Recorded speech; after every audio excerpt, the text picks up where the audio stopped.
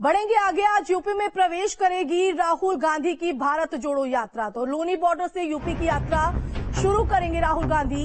गाजियाबाद के लोनी में लगाए गए हैं बड़े बड़े बैनर और पोस्टर। तो होर्डिंग बैनर से पटा हुआ है दिल्ली सहारनपुर रोड। तो राहुल गांधी, सोनिया गांधी, प्रियंका गांधी के होर्डिंग जो है वो यहाँ पर लगाए गए हैं। आप इन कटआउट्स को भी देख सकते हैं किस तरह से पूरे पोस्टर से अटा पड़ा है ये पूरा रास्ता। तो मायावती, अखिलेश के शामिल होने पर अभी सस्पेंस बरकरार है। आपको बता दें कि कांग्रेस की तरफ से निमंत्रण अखिलेश यादव और मायावती को भेजा गया था और अब ऐसे में देखना होगा कि अब यूपी में प्रवेश करने के बाद इस यात्रा में अखिलेश यादव और मायावती शामिल होते हैं क्या या नहीं। तो बता दें ये बड़ी जानकारी। तो कांग्रेस की भारत जोड़ो यात्रा मंगलवार को यूपी में आज यानी कि एंट्री करने जा रही है और गाजियाबाद में राहुल गांधी, सोनिया गांधी और प्रियंका गांधी के बड़े बड़े पोस्टर हैं जो आप तस्वीरों में देख रहे हैं। तो आलम यह है कि दिल्ली सहारनपुर यात्रा मार्ग होर्डिंग से पूरी तरीके से पटा पड़ा है।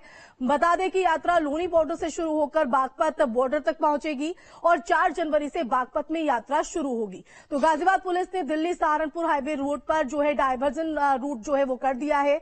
3 जनवरी की सुबह से शाम तक दिल्ली बॉर्डर से लेकर मंडोला बॉर्डर तक सभी वाहनों का जो संचालन है वो बंद रहेगा। अगर आप इस रास्ते से गुजरते हैं तो थोड़ा सतर्क आपको रहना होगा। इसी का जायजा लिया न्यूज स्टेट संवाददाता हिमांशु ने।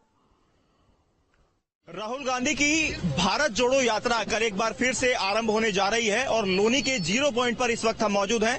दिल्ली सहारनपुर हाईवे, इसी हाईवे से होते हुए राहुल गांधी बागपत पहुंचेंगे और बागपत के बाद शामली और 3 दिन का दौरा उनका रहने वाला है उत्तर प्रदेश के अंदर। हमारे बॉर्डर से लोनी क्षेत्र में जो यात्रा है कल रहेगी राहुल गांधी की, तो उसके लिए पर्याप्त संख्या में पुलिस बल हमारे द्वारा लगाया गया है। लोनी से ये यात्रा जाके फिर बागपत में एंटर करेगी, तो इसके लिए हमारे द्वारा पूरी तैयारी कर ली गई है। पर्याप्त पुलिस बल हमारे द्वारा लगाया गया है। सभी अधिकारियों गणों द्वारा स्थलीय निरीक्षण किया जा रहा है और जो भी आवश्यक दिशा निर्देश है वो दिए जा रहे हैं। ट्रैफिक डाइवर्जन प्लान डिटेल में कल शाम को ही एडीसीपी ट्रैफिक के द्वारा शेयर कर लिया गया था। उसके अनुसार ही हम लोग मूवमेंट करवाएंगे और जो मेन हाईवे है वो आवागमन के लिए उस समय हम डाइवर्जन प्लान कर रहे हैं, उसके अनुसार ही उस पर होगा और जिस तरह से मूवमेंट होता रहेगा उसी तरह से समय अनुसार उसमें रिलैक्सेशन किया जाएगा। ये लगभग अभी 12 बजे का समय प्रस्तावित है दिन में और उसके बाद यहाँ से यात्रा स्टार्ट होगी। वीडियो जर्नलिस्ट पुनीत के साथ Himanshu Sharma, news state, Ghaziabad Loni border. तो बता दें कि भारत जोड़ो यात्रा आज उत्तर प्रदेश में प्रवेश करने जा रही है और ऐसे में सियासत भी गर्म पर है। धरातल पर किस तरह की तस्वीर है, हमारे संवाददाता हिमांशु गाजियाबाद से और लखनऊ से अविनाश हमारे साथ जुड़ गए हैं। सबसे पहले हिमांशु आपका रुख करना चाहेंगे क्योंकि आज भारत जोड़ो यात्रा जो है वो उत्तर प्रदेश में प्रवेश करने जा रही है और दिल्ली सहारनपुर रोड को पूरी तरीके से यहाँ पर प्रशासन चाक चौबंद नजर आ रहा है। धरातल की अगर तस्वीर की बात करें, क्या कुछ वहां पर इंतजाम किए गए हैं और सियासत क्या कुछ गर्म वहां पर?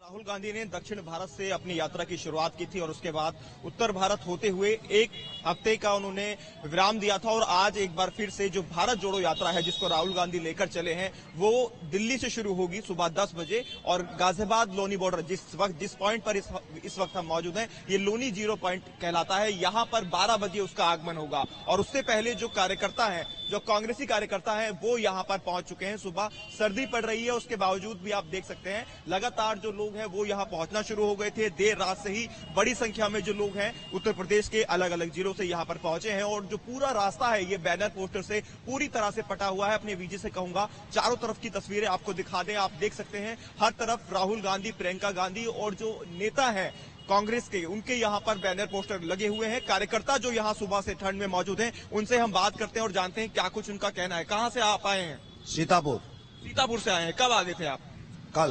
कल आप यहाँ पर आ गए थे। क्या कहेंगे भारत जोड़ो यात्रा को लेकर, क्योंकि सीतापुर से आप यहाँ पर आए हैं और उत्तर प्रदेश की हम बात करें तो कांग्रेस अभी अपनी जमीन तराश रही है उत्तर प्रदेश के अंदर। राहुल गांधी का ये बहुत अच्छा कदम है और भारतीय जनता पार्टी की सरकार में बेरोजगारी, किसान, नौजवान सब परेशान है। महिलाएं भी हमारे साथ हैं, उनसे बात कर लेते हैं। आप कहाँ से आए हैं? मैं लहरपुर विधानसभा की प्रत्याशी रही हूँ और डिस्ट्रिक्ट सीतापुर ही मेरा, हम सब लोग साथ ही आए हैं और कल 7 बजे सुबह से हम लोग चल रहे हैं। 500 किलोमीटर की यात्रा करके रहे हैं। कोई ठंडी नहीं लग रही जब राहुल जी एक टी शर्ट में चल सकते। कितने लोग आए हैं? अच्छा, कितने लोगों से अब तक मुलाकात हो गई? कितने लोग आए हुए हैं? हमारे साथ 200 लोग आए हैं, लेकिन बाकी लोग शायद कहीं पे चाय वगैरह पी रहे हैं। ठंड अलग अलग जगह पर मौजूद है। हाँ, अलग अलग जगह पे मौजूद। ये सीतापुर से आए हैं और तमाम लोगों को आप देख सकते हैं और कह सकते हैं कि इनमें जोश यहाँ देखा जा रहा है। राहुल गांधी के जानने की आगमन को कोशिश लेकर। कीजिएगा कि आज इस भारत जोड़ो यात्रा में कौन कौन नेता शामिल हो सकते हैं, साथ ही साथ इस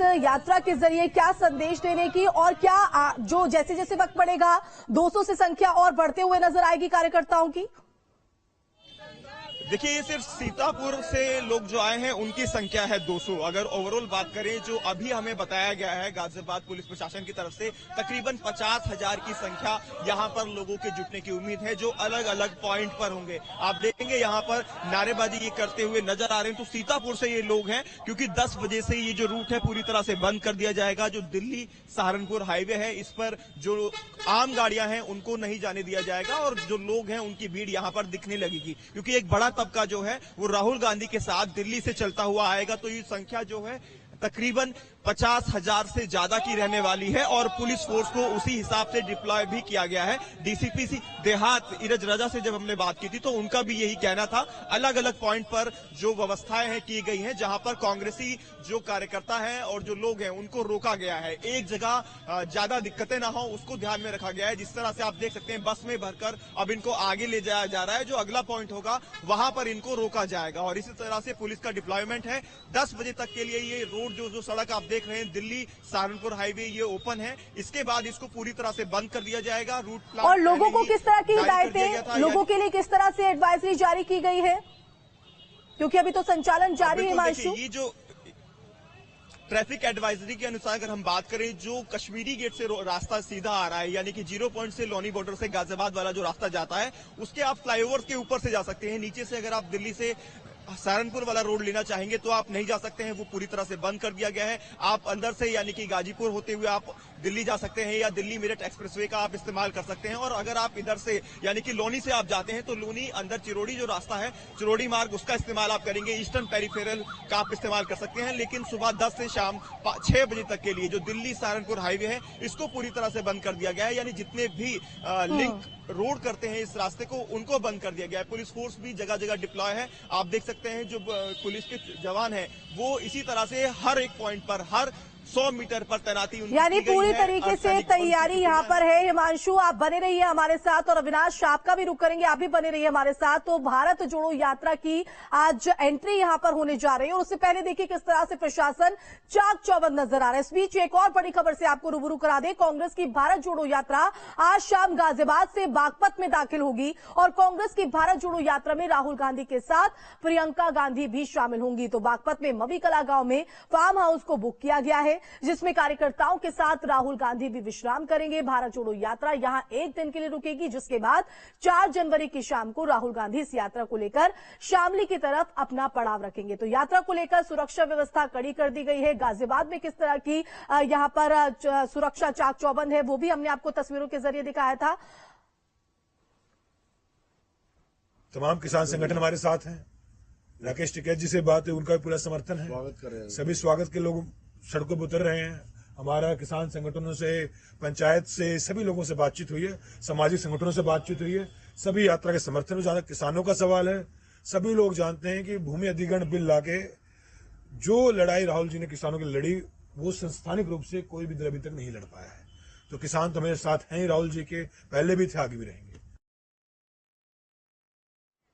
तो उत्तर प्रदेश में आज दाखिल होने जा रही है भारत जोड़ो यात्रा और इसके जरिए एक बड़ा संदेश, एक बड़ी रणनीति कांग्रेस की। और सीधा लखनऊ का रुख कर लेते हैं, जहां हमारे संवाददाता अविनाश भी हमारे साथ जुड़े हुए हैं। अविनाश, उत्तर प्रदेश में यात्रा दाखिल होने से पहले सियासत काफी गरमाई हुई है और सियासत तब ज्यादा गरमाई गई थी जब विपक्षी दलों को निमंत्रण भी कांग्रेस की तरफ से भेजा गया।